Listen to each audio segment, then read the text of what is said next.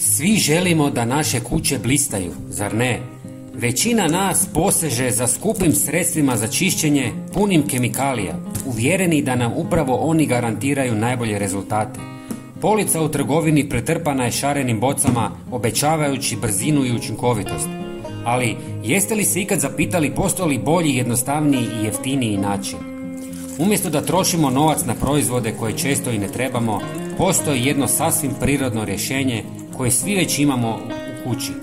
Samo dodajte malo octa u vodu i ako želite prstohvat soli. Time ćete postići blistave površine bez ostataka kemikalija i neugodnih mirisa.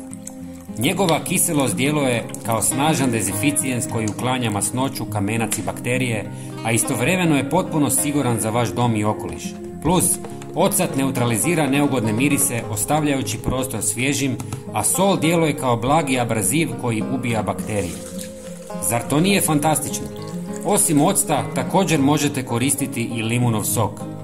Ako ne želite da vas truju kemikalije, podijelite ovaj video. Hvala vam. Pozdrav!